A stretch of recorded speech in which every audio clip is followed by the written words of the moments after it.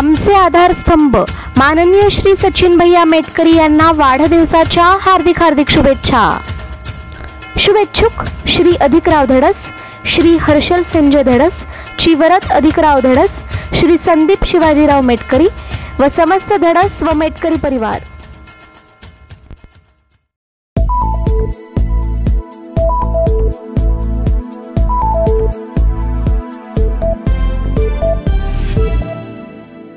परवा दिवशी या मतदारसंघातली माजी आमदार मातोश्रीवर घेतल्याची बातमी आम्हाला कळते। प्रत्यक्षात काय खरं काय खोटं मला माहित नाही, त्यांची माझी भेट नाही किंवा या विषयावर माझ्याही वरिष्ठांची माझी चर्चा नाही। परंतु मी गेली 2-3 महिने सातत्यानं सांगतोय की ज्यांना लढायचं आहे त्यांनी शिवसेनेमध्ये प्रवेश करावा, शिवसेनेची मशाल हाती घ्यावी आणि त्या ठिकाणी उमेदवारी करावी।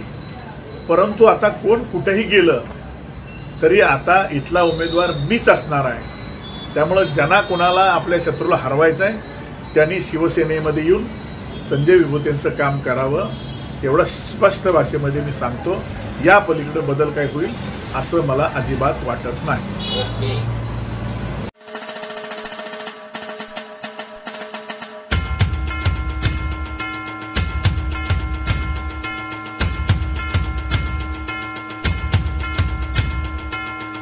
आमचे आधारस्तंभ माननीय श्री सचिन भैया मेटकरी यांना वाढदिवसाच्या हार्दिक हार्दिक शुभेच्छा। शुभेच्छुक अधिराज उद्योग समूह विटा। पाटील देशमुख बैठक भाजपने रचलेले षडयंत्र, महाविकास आघाडीतील घटक पक्षांनी बळी पडू नये। मातोश्रीवर कोणी भेट घेतली तरी मशालीचा उमेदवार मीच। काल महायुतीमधील नाराज राजेंद्रांना देशमुख व राष्ट्रवादी अजित पवार गटाचे सदाशिवराव पाटील, वैभव पाटील यांची एकत्रित बैठक झाली। या बैठकीस काँग्रेस पक्षाचे व राष्ट्रवादी शरदचंद्र पवार गटाचे काही जण उपस्थित होते। या बैठकीमध्ये महाविकास आघाडीकडून लढवण्यावर एकमत झाली, परंतु महाविकास आघाडीमधील शिवसेना उद्धव बाळासाहेब ठाकरे या गटास निमंत्रित करण्यात आले नाही। याबाबत शिवसेना उद्धव बाळासाहेब ठाकरे जिल्हाप्रमुख संजय विभूते काय म्हणत आहेत ते पहा। काल विट्यामध्ये नाराज गटाची एक बैठक एका मोठ्या नेत्याच्या घरी झाल्याची बातमी मला रात्री उशिरा समजली आणि शिवसेनेला या बैठकीपासून वंचित ठेवून काही लोकांनी तुतारी आणि काँग्रेसवर लढण्यासंदर्भामध्ये खानापूर आटपाडी मतदारसंघातल्या चर्चा केल्याची बातमी माझ्या लक्षात आली। या मतदारसंघामध्ये नाराज गटाला मी वारंवार सांगितलेलं आहे की हा मतदारसंघ शिवसेना उद्धव बाळासाहेब ठाकरे पक्षाचा आहे। या मतदारसंघातला उमेदवार हा शिवसेनेचाच असेल, तो उद्धव बाळासाहेब ठाकरे पक्षाचाच असेल आणि तो आता संजय बापू विभूतेच असेल, हे मी काल स्पष्ट केलेलं आहे। तुम्ही आता कितीही बैठका घ्या, काहीही करा, पण कालच्या बैठकीनं मात्र एक शंका माझ्या मनात निर्माण केलेली आहे। मला अगोदर वाटत होतं की या मतदारसंघातल्या विकासासाठी ज्यांनी या मतदारसंघातल्या मतदारांच्या मताचा अनादर केला किंवा त्या मताशी गद्दारी केली, त्यांना जर थांबवायचं असेल तर एकाच एक लढत झाली पाहिजे, ही माझी भूमिका होती। आणि सर्वच मतदारसंघातल्या ज्याला खऱ्या अर्थानं या मतदारसंघाच्या विकासाची काळजी आहे त्या प्रत्येक मतदाराची अपेक्षा होती की असं घडेल।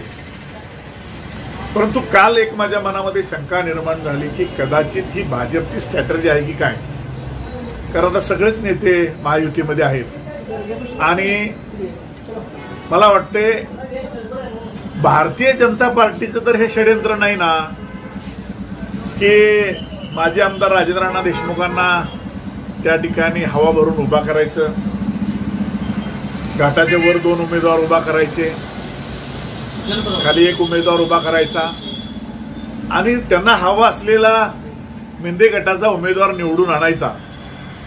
हे षडयंत्र तर भारतीय जनता पार्टीने रचलं नसेल का, ही शंका माझ्या मनामध्ये कालपासून निर्माण झालेली आहे. कारण आपण सर्व विरोधक कधी एकत्र येतो, ज्या वेळेला विरोधक प्रबळ असावा, तो पूर्ण ताकदीनं समोरच्या शत्रूला हरवण्यासाठी एकत्र येणारा असावा, एका विचाराचा असावा.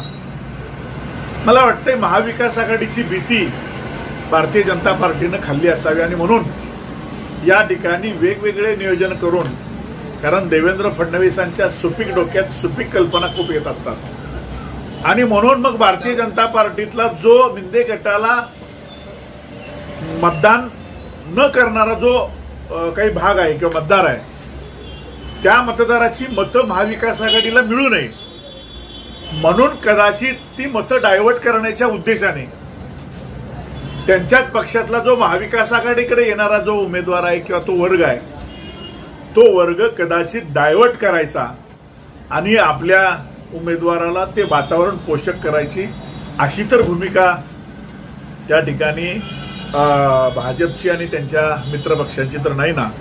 अशा पद्धतीची शंका त्या ठिकाणी काल माझ्या मनामध्ये निर्माण झालेली आहे आणि म्हणून मी परवा घोषित केल्याप्रमाणे काँग्रेस आणि राष्ट्रवादी हे आमचे मित्रपक्ष आहेत. माझी त्या मित्रपक्षांना विनंती आहे की तुम्ही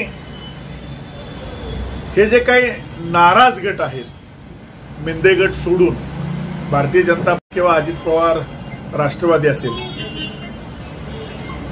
यांच्या षडयंत्राला बळी पडून आपली महाविकास आघाडी कमजोर होणार नाही ना, या बाबतीत थोडंसं आपण काळजी घेतली पाहिजे. आम्हाला बाजूला ठेवलेल्याचं दुःख नाही, पण जर आमचा विश्वासघात करून त्या ठिकाणी काही वेगळं षडयंत्र जर काँग्रेस रचू पाहत असेल आणि अप्रत्यक्षपणे या ठिकाणी बाबर गटाला फायदा मिळवून देण्याचा काही लोकांचा प्रयत्न असेल, तर लोकसभेला जो महाराष्ट्रामध्ये सांगली पॅटर्न तुम्ही गाजवताय किंवा शिवसेनेला बदनाम करताय, सांगली पॅटर्न म्हणून, मला वाटते शिवसेनेचा नाद न केलेला बरा. ज्या भारतीय जनता पार्टीनं शिवसेनेचा नाद केला ती आज त्याची फळं भोगते.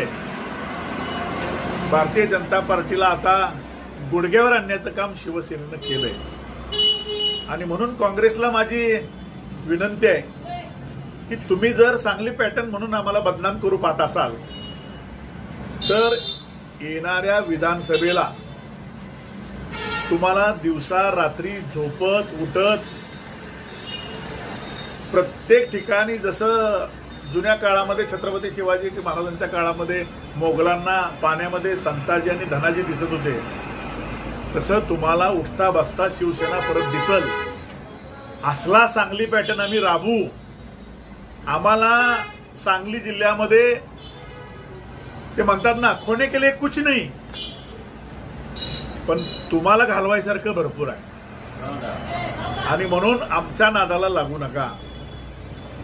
वातावरण सांगली जिल्ह्यात असं निर्माण केलं जातंय की शिवसेनेचं तिकीट घेतलं तर काँग्रेस राष्ट्रवादी काम करणार नाही म्हणून शिवसेनेचं तिकीट घ्यायला कोण तयार होत नाही. माझी एकच विनंती आहे, जर लोकसभेचा परत लोकसभेसारखं चित्र विधानसभेला जर तुम्ही निर्माण करू पाहत असाल तर तुमचा असा सांगली पॅटर्न निर्माण करू या महाराष्ट्रामध्ये तुम्हाला मुंबईमध्ये तोड दाखवाय जागा उरणार नाही. अशा पद्धतीचा इशारा मी आज शेवटचा देतो, परत सांगणार नाही. मी माझ्या नेतृत्वाला सांगेन, सांगली एक सीट देऊ नका, काँग्रेस राष्ट्रवादीला सगळ्या सीटा देऊन टाका. तर तुमची मजा मात्र मी करायला त्या ठिकाणी सगळ्या शिवसैनिकांना सांगली जिल्ह्यातल्या घेऊन 100% मात्र तुमची मजा करायला मी तयार आहे. मला पक्षानं माझ्यावर काही कारवाई करायची करू दे, मी त्या गोष्टीची फिकीर बाळगत नाही. पण खानापूर आटपाडी विधानसभा मतदारसंघातला उमेदवार हा संजय विभूतेच असेल आणि माझं खानापूर आटपाडी मतदारसंघातल्या काँग्रेस राष्ट्रवादीच्या पदाधिकाऱ्यांना नेत्यांना आव्हान आहे की आपण या महायुतीच्या षडयंत्राला बळी पडू नये.